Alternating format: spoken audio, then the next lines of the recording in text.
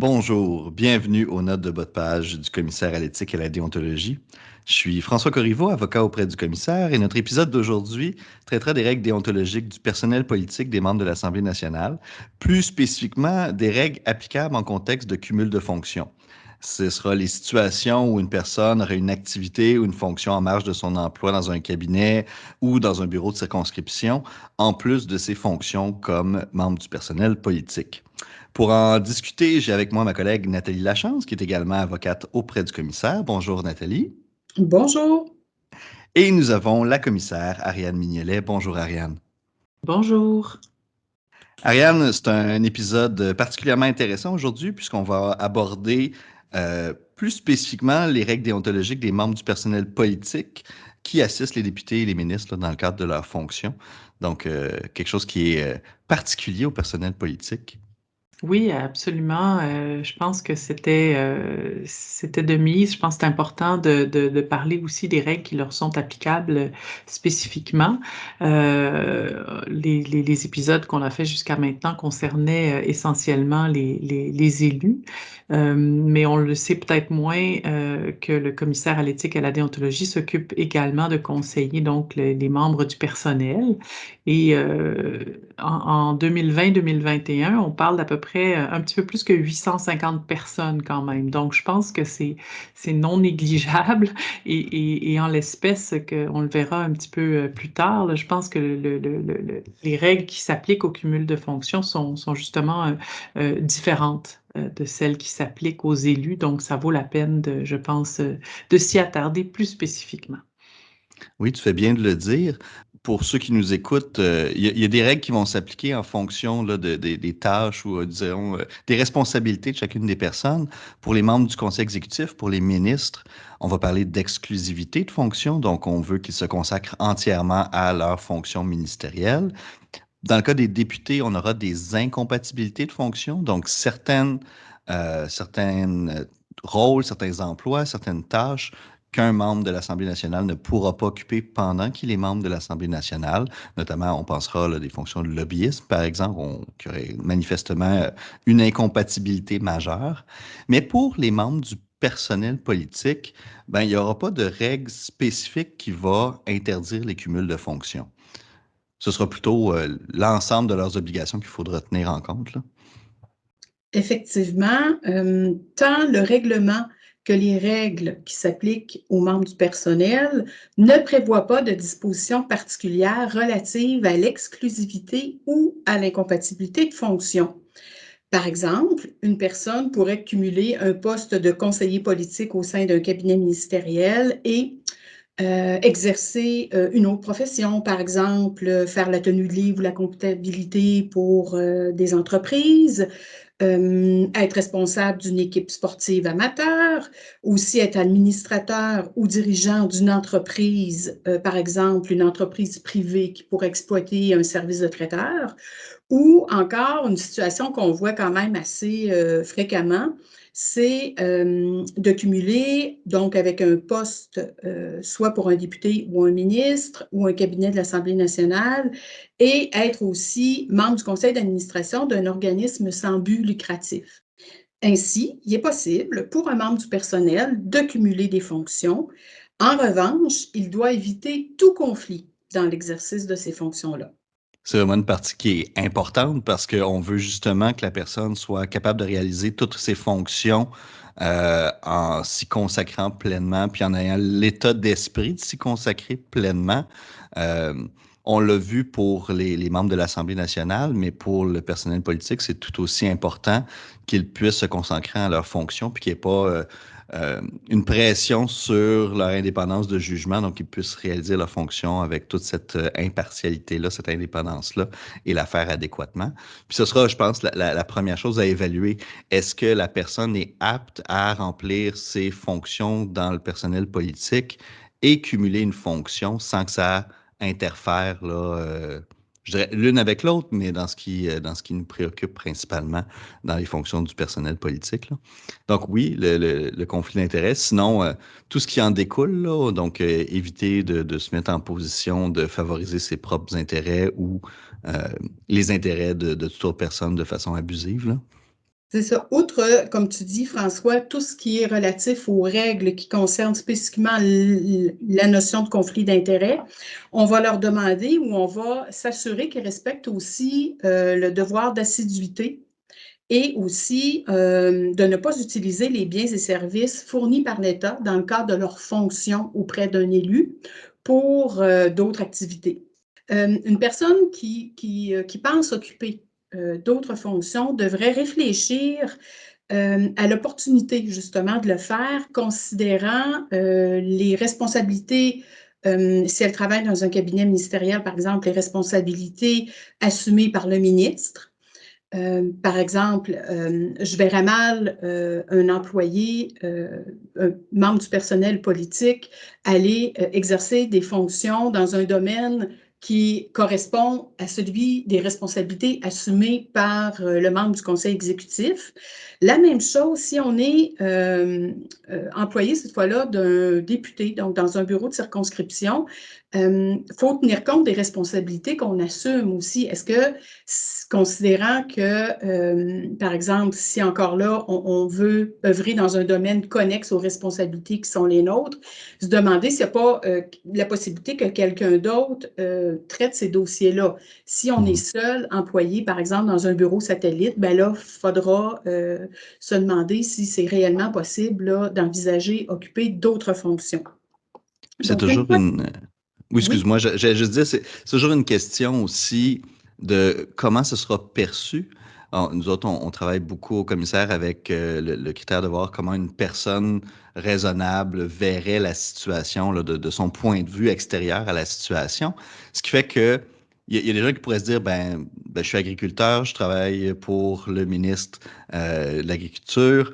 Ça ne veut pas dire que je suis nécessairement en conflit d'intérêts, sauf qu'on pourrait se demander à chaque fois qu'il y a un avancement d'un dossier, est-ce que ben finalement on serait pas influencé on tendrait pas de changer, de modifier ou d'influencer la décision d'une façon qui pourrait, même inconsciemment, affecter nous, ce qu'on fait comme opération. Donc, on veut créer cette distance-là, on veut que les décisions soient prises le plus transparentement possible. Je sais pas si c'est un mot, bref, avec transparence, mais aussi pour que le public à l'extérieur soit aussi d'avis que ça a été pris avec une façon, un processus qui, lui, était en lien avec les valeurs de l'Assemblée nationale.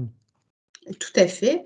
Donc, effectivement, comme tu le dis, là, respecter les règles sur les conflits d'intérêts, c'est aussi s'assurer qu'on n'est pas, à tout le moins en apparence, de conflit d'intérêts. Les deux sont tout autant importantes. Maintenant, si on s'attarde aux règles sur les conflits d'intérêts, dans le fond, on peut dire que la première obligation d'un membre du personnel, c'est d'éviter que son cumul de fonctions engendre un conflit d'intérêts. C'est vraiment la règle de base. Pour cela, les règles déontologiques qui sont applicables interdisent aux membres du personnel, bon, de se placer dans une situation de conflit entre son intérêt personnel et les devoirs de sa fonction. Ça rappelle l'obligation, François, que tu mentionnais, là, de garder son indépendance d'esprit quand vient le temps d'exercer ses fonctions. Il faut aussi éviter de favoriser des intérêts, les siens, mais aussi ceux d'une autre personne. Il faut aussi éviter de faire usage de renseignements confidentiels qu'un membre du personnel aurait obtenus dans l'exercice de ses fonctions. Et aussi, un membre du personnel ne doit pas participer directement ou indirectement à un marché avec l'État. Ça fait partie des règles sur les conflits d'intérêts. Qui sont des règles qui s'appliquent en toutes circonstances. Là. On s'entend que même hors du cumul de fonctions, les gens doivent éviter de se placer en position de conflit d'intérêt, de ne pas favoriser leurs intérêts ou ceux d'autrui abusivement, de ne pas utiliser, là, de ne pas contracter des marchés avec l'État. Mais le problème avec, je dirais pas le problème, mais ce que ça crée comme situation, le cumul de fonctions, c'est que ça augmente le risque que ça se produise. Donc, ça appelle beaucoup plus de vigilance dans ce genre de situation-là. Et donc, comme tu dis, que les gens se posent des questions avant de choisir de faire un cumul. Oui, oui, puis de toute façon, dès qu'un membre du personnel envisage la possibilité de cumuler des fonctions, on lui recommande fortement de nous contacter. Avec lui, on va faire le tour de la situation, puis on va pouvoir recommander des mesures à prendre au regard des règles qui s'appliquent dans sa situation. Toujours les mêmes Si 3 conseils, là. Demander des avis, demander des avis, demander des avis. Ne pas hésiter à demander des avis. Donc oui, Bon, effectivement. effectivement. je pense qu'on le dira jamais assez. C'est un point. Il me semble qu'on le dit régulièrement, que ce soit dans ce balado ou dans tous les conseils qu'on donne. En éthique et en déontologie, le contexte, la situation qui est généralement très propre en fait, une situation donnée, en quelque sorte, et donc, on ne peut pas se fier au fait que notre situation semble similaire à celle d'un autre qui a reçu tel genre d'avis. Il y a trop de paramètres qui rentrent en ligne de compte. Donc, effectivement, je pense que c'est très important de le souligner, de toujours se poser la question en fonction des faits qui sont propres à notre situation. Effectivement. Si je reviens, en fait, toujours dans les règles sur les conflits d'intérêts, si, il y a l'interdiction, que j'ai abordée tantôt, là, de favoriser des intérêts, ça veut dire, je dirais, ça se décline en, 2 obligations principales. D'abord, celle de, on ne peut pas agir de manière à favoriser ses intérêts personnels ou de manière abusive ceux de toute autre personne, ce qui inclut les personnes morales aussi. C'est important de le mentionner. De la même façon, on ne peut pas se prévaloir de sa fonction pour influencer une décision afin de favoriser ses intérêts personnels ou encore, d'une manière abusive, ceux de toute autre personne. Et par manière abusive de favoriser des intérêts, ça pourrait correspondre, par exemple, à un agissement, injustifié, déraisonnable ou excessif. L'exemple qu'on pourrait donner, c'est un membre du personnel qui pourrait vouloir déroger aux règles de traitement des demandes d'aide financière présentées en vertu du programme Soutien à l'action bénévole. Généralement, les députés vont se doter de règles qui vont déterminer l'attribution des sommes. Et là, ce serait de vouloir sciemment y déroger pour, par exemple, accorder ou voir à ce que soit accordée une subvention à l'organisme pour lequel on est administrateur, par exemple. Oui, et outre par exemple, la manière abusive d'agir, on pourrait tout simplement vouloir, au cours des rencontres qu'on a avec les différents intervenants dans le cadre de nos fonctions, soit au cabinet, soit à un bureau de circonscription, en profiter, par exemple, pour mousser les services de notre compagnie qui offre des services de traiteur, par exemple. Donc, vraiment, il faut qu'il y ait une muraille, une frontière étanche entre les fonctions qu'on occupe justement pour éviter tout conflit d'intérêts. Il y a possibilité, dans le fond, de faire cette muraille-là en mettant en place des mesures, soit au cabinet ou au bureau de circonscription, qui vont nous isoler des dossiers qui pourraient poser problème d'un point de vue d'apparence ou de conflit d'intérêts. Ce qui implique souvent pour le personnel politique d'avoir la collaboration de l'élu. Il faut que les élus soient informés de ces situations-là pour que les mesures puissent être validement mises en place. Aussi parce que le rôle du membre du personnel politique, c'est de travailler pour les fins de l'élu. C'est cette personne-là qui a été désignée démocratiquement pour représenter les citoyens. Il ne faudrait pas que par un cumul de fonctions à l'extérieur de son travail, membre du personnel politique viennent miner le travail de l'élu. Donc, oui, ça prend ça prend cette communication-là, cette transparence-là. Ça prend aussi la collaboration de l'élu pour que les mesures soient mises en place. Donc, ça prend effectivement que il y ait cette entente-là avec l'élu pour que tout fonctionne bien quand on veut faire un cumul de fonctions dans le personnel politique. Puis, des mesures, tu le disais, là, le principe, c'est de s'isoler des dossiers. Donc, les dossiers ne nous soient pas transmis quand ils pourraient avoir un lien avec nos fonctions à l'extérieur, de s'assurer que certains dossiers soient traités par un autre membre du personnel ou par l'élu directement dans certains cas. Évidemment, tu parlais au début qu'une des obligations, c'est de ne pas utiliser les biens et services de l'État à d'autres fins que pour les fins pour lesquelles ils sont attribués. Donc, ça voudrait dire aussi de ne pas servir des locaux du local de Exactement. circonscription, par exemple, pour tenir des activités liées à nos autres fonctions, de posséder le matériel à ces fonctions-là, etc., etc. Effectivement. Par exemple, pour ce qui est du matériel, on n'utilisera pas son adresse de courriel qui est donnée par l'Assemblée nationale pour, par exemple, si on siège sur un conseil d'administration, ben, recevoir à cette adresse-là la documentation relative aux séances du conseil d'administration et peut-être les faire imprimer, tiens, sur l'imprimante du bureau de circonscription. On va vraiment, la frontière va vraiment se rendre jusque-là. À l'intérieur même du bureau, tu parlais tantôt, François, d'aviser le député. Effectivement, je dirais que c'est essentiel puisque c'est en discutant avec lui qu'on va pouvoir déterminer si les mesures qui doivent être mises en place, qui nous auront été recommandées par le commissaire, vont réellement pouvoir être mises en place. Par exemple, je donnais tantôt l'exemple, si on est seul dans un bureau de circonscription satellite et qu'on traite un peu les demandes citoyennes, les demandes des entreprises, des municipalités, ben, que si on veut être membre du conseil d'administration d'un organisme sans but lucratif qui est très actif dans la circonscription, ben, ce sera peut-être pas possible de nous isoler de ce dossier-là parce qu'on est seul.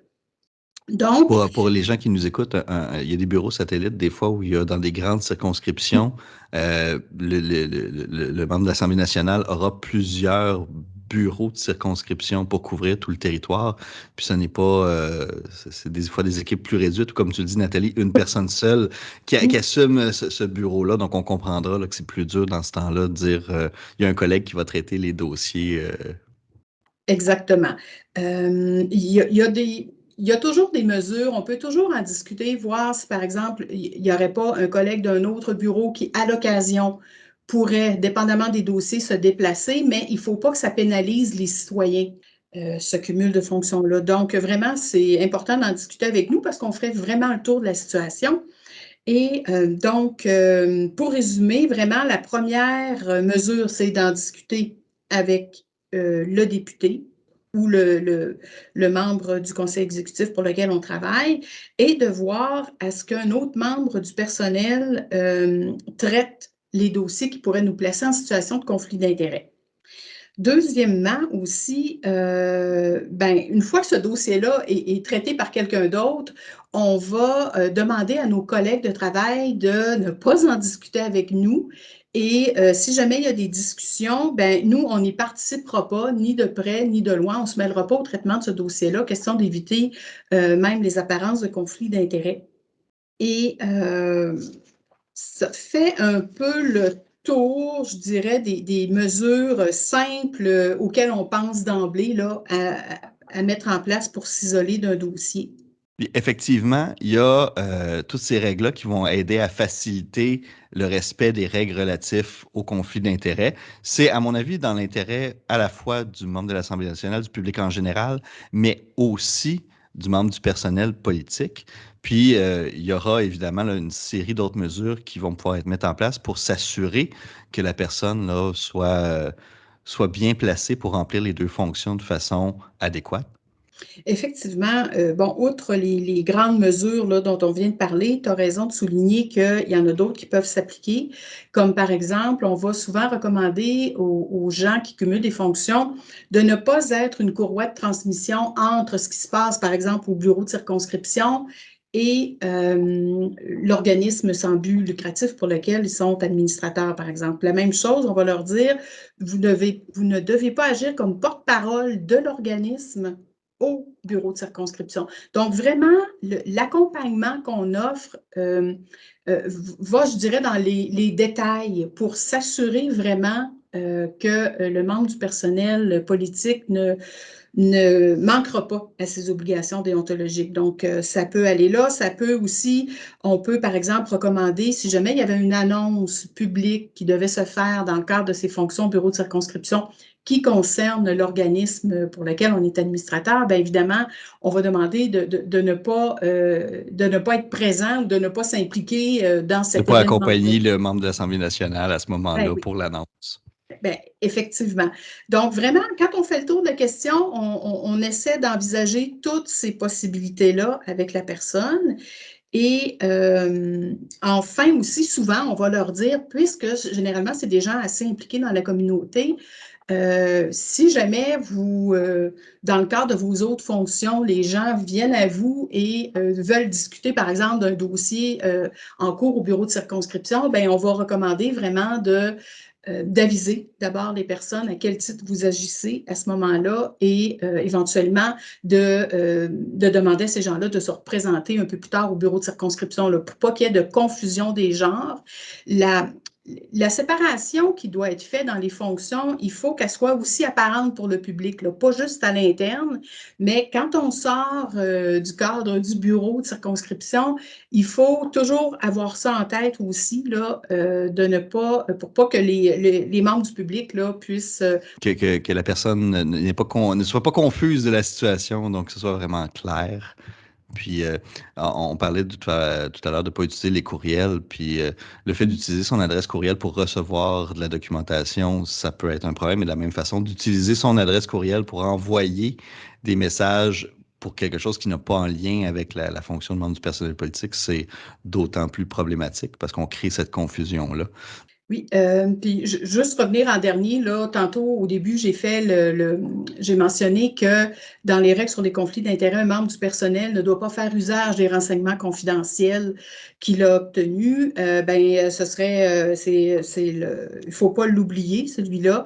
Un exemple, ça pourrait peut-être être, je ne sais pas, si au bureau de circonscription, vous êtes au courant qu'il va y avoir un développement à venir, un développement commercial ou ben, vous ne pouvez pas vous en servir dans vos autres fonctions pour peut-être favoriser les intérêts d'un éventuel contracteur pour lequel vous pourriez travailler les week-ends ou autrement. Donc, il y a aussi de penser vraiment aux renseignements confidentiels dont vous prenez connaissance au bureau. Ça ne doit pas sortir du bureau, évidemment, sinon vous risquez d'être en manquement à vos obligations déontologiques. On dirait même dans certains cas de s'assurer de ne pas avoir même accès à cette information-là. Si vous êtes conscient qu'il y a un programme qui s'en vient et qu'il y aurait des critères à être établis pour en bénéficier, moi, je recommanderais même de ne pas être dans la discussion même sur cela si, par exemple, l'OBNL ou l'OSBL dans lequel on est va solliciter une subvention dans le cadre du programme. Donc, d'éviter le plus possible qu'il y ait le moindre doute sur le fait qu'il y ait de l'information qui ait pu glisser à l'extérieur de la discussion. Donc, non, effectivement, tu fais très bien le souligner, Nathalie. C'est essentiel. Là. Donc, il faut vraiment être vigilant et prudent quand il y a des dossiers là, comme ça qui peuvent nous placer en conflit d'intérêts. Il peut arriver que ce ne sera jamais le cas, puisque les fonctions qu'on occupe, je ne sais pas, moi, par exemple, c'est au bureau au cabinet ministériel ou au bureau de circonscription, on s'occupe d'un type de dossier très précis et qu'on va occuper des fonctions dans un secteur autre. Il se peut que d'emblée, on ne voit pas nécessairement de lien ou du fait de devoir traiter des dossiers connexes. Mais quand même, il faut être prudent, il faut être vigilant, dans le fond, parce que la situation peut évoluer aussi au fil du temps. Nos responsabilités peuvent changer autant au bureau de circonscription que dans nos autres fonctions. Toujours en matière de conflit d'intérêts, ce qui fait à peu près le tour là, des grandes règles qui sont prévues. Sous réserve de quelques exceptions, un membre du personnel doit s'assurer qu'il ne participe à aucun marché avec le gouvernement dans le cadre de ses activités exercées en parallèle. Et là, la notion de marché est très large. Ça inclut évidemment la notion de contrat, par exemple pour la fourniture de biens ou de services, mais ça ne se limite pas à ça, loin de là. Pour faire le tour de la question, si jamais on pense qu'il pourrait y avoir marché avec l'État, il faut nous consulter d'abord pour qu'on voit si les exceptions pourraient s'appliquer à la situation et sinon pour voir, suivant le marché qui est envisagé, si ça peut être visé par l'interdiction qui s'appliquerait. Mais chose certaine, si dans le domaine d'activité, par exemple, du ministre pour lequel la personne travaille, il pense demander des subventions à son entreprise privée ou à offrir un service directement, on peut d'ores et déjà dire que ce sera probablement un marché là, qui ne sera pas permis. Euh, mais encore une fois, la meilleure façon, c'est d'en discuter avec nous au commissaire. On est là pour ça et ça nous fait toujours plaisir là, d'accompagner les gens dans ce processus-là. Effectivement. Il y aurait peut-être la question de l'assiduité aussi. Puis ça sera valide dans n'importe quel emploi. Il faut consacrer les heures pour lesquelles on occupe un emploi aux heures pour lesquelles on occupe un emploi. Mais dans le cas de cumul, étant donné aussi qu'il y a une flexibilité là, dans la façon de faire les emplois dans les cabinets des membres de l'Assemblée nationale ou dans le personnel politique en circonscription, nous autres, on recommandera aussi aux personnes qui ont ces cumuls-là de s'assurer d'avoir des traces pour démontrer aussi leur assiduité au travail, puis comment ils se consacrent là, pleinement à leur emploi là, en marge de leurs autres activités.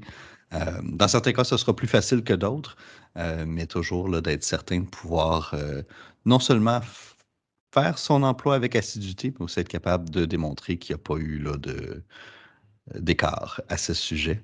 Effectivement, à ce moment-là, souvent, on va recommander la tenue d'un agenda. Parce qu'on sait que l'horaire de travail des membres du personnel politique, c'est généralement pas du 9 à 5. Donc, ça peut impliquer d'assister à des événements, par exemple, tenus en soirée, la fin de semaine, etc. Donc, pour être sûr que les heures qu'on fait à titre d'attaché politique, par exemple, on les fasse suivant ce qui est prévu à notre contrat de travail, bien à ce moment-là, on peut recommander la tenue d'un agenda qui, éventuellement, s'il y avait une interrogation du commissaire, qui pourrait nous permettre de démontrer effectivement qu'on a bien respecté cette obligation-là. Et aussi, on va, si d'emblée, vous envisagez d'occuper une fonction qui va être très, très prenante, sachant que vous pourriez avoir effectivement un problème à respecter votre devoir d'assiduité, bien à ce moment-là, ce serait peut-être bien de considérer la possibilité de refuser d'occuper ces autres fonctions-là. Puis, je pense que tu fais bien de le mentionner. Dans certaines situations, autant il y a des moyens, il y a des mesures qui peuvent être mises en place pour qu'une personne puisse à la fois remplir plus qu'une fonction tout en respectant ses obligations déontologiques. Il y aura des occasions où une personne ne pourra pas ou que ce sera tellement difficile que le cumul ne sera pas envisageable. Je pense que ça ferait un beau tour des règles entourant le cumul de fonctions pour les membres du personnel politique. Ariane, je te laisserai peut-être le mot de la fin. Merci François. Je pense qu'effectivement, un bon tour d'horizon a été fait dans les dernières minutes. Je viendrai peut-être en terminant préciser que ça n'a peut-être pas été abordé directement, mais quand on parle de cumul de fonctions, on parle également d'autres fonctions qui pourraient être liées à un parti politique, donc d'autres fonctions partisanes. Et donc, je pense que c'est important quand même de le mentionner. On est, au moment où on enregistre cet épisode, on est quand même dans une année préélectorale et c'est important, je pense, que de prendre conscience que toutes les règles dont on a parlé aujourd'hui, que vous nous avez présentées, s'appliquent également pour des fonctions liées plus à l'association de partis de sa circonscription, par exemple. Donc voilà, c'était le petit mot de la fin en ce qui me concerne et voilà. Bien, merci beaucoup. Ça terminerait notre note de bas de page d'aujourd'hui. Alors, pour ceux qui seraient intéressés à en savoir plus, le commissaire a produit des lignes directrices dirigées aux membres du personnel politique en lien avec les cumuls de fonctions. Ils sont sur le site web du commissaire au ced-qc.ca. On vous invite à aller voir le site web du commissaire. On vous invite également à consulter nos publications sur les médias sociaux, donc Facebook, Twitter, la page YouTube, si vous n'écoutez pas le balado sur YouTube. Vous êtes évidemment invités à notre prochaine note de bas de page. Mesdames, merci de vous être prêtées au jeu pour aujourd'hui. Et à ceux qui nous écoutent, merci d'avoir été là. À la prochaine note de bas de page.